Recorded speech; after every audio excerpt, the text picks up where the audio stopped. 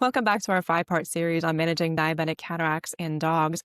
Joined by veterinary ophthalmologist Dr. Kellam Bayley. He's going to talk about what happens when we have an animal that's not a good candidate for surgery, either health-wise, eye-wise, or finance-wise. What do we do? Yeah, so an important part of assessing cases before committing to cataract surgery is to see whether they are suitable. I mean, not all dogs will be.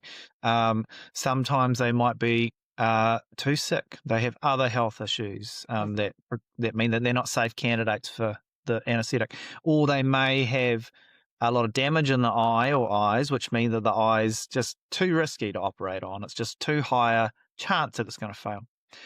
And another really important thing is that it's a very expensive surgery to offer. And um, not everybody will have the means to be able to pay for that.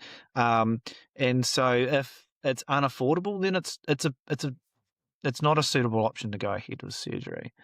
And so really, when we've got cases which are not having surgery, then the priorities really shift to making sure that the dog is comfortable Yeah. and really can have the best quality of life possible.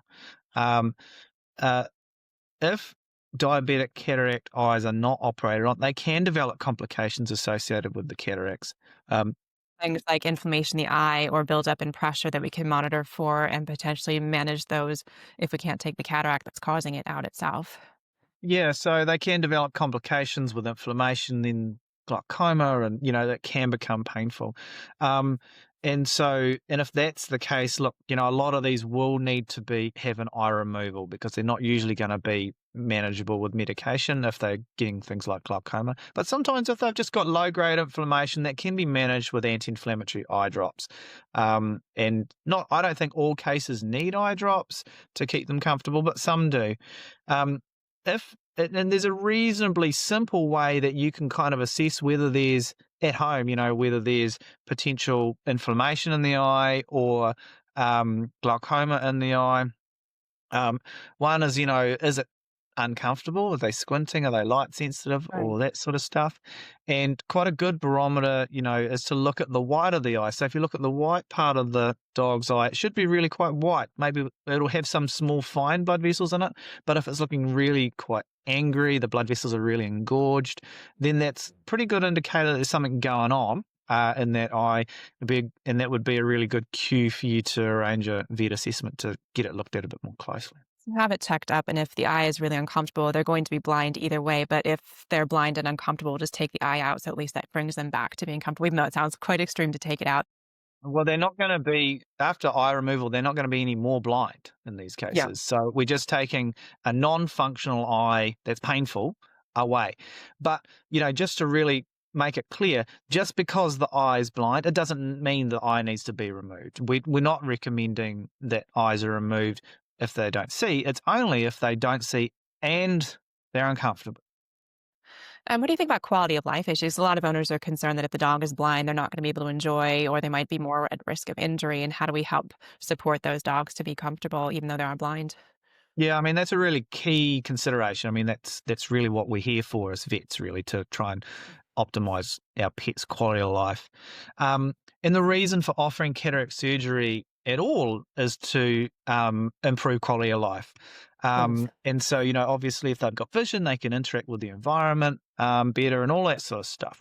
However, lack of vision in dogs is not um, a really severe impairment on quality of life. So, as we know, dogs are really nose driven, particularly those spaniel breeds and some of those other working breeds. They are very nose orientated. And they also, a lot of dogs, before they get too old anyway, have got quite good hearing. And Mhm. so, as long as they've still got their ability to interact with the environment with their nose and their ears, they can actually lead a really good quality of life as a blind dog. Ways to support that are to reasonably simply just to try and keep the environment as stable as possible. So once they're familiar with the environment that they live in, they'll be able to memorize it, they'll know where everything is, and they'll be able to negotiate it as well as if they could see based on their own memory. But if you leave a lawnmower out in an area which is not normally left there, then the dog's probably going to collect it because they're not used to it being there.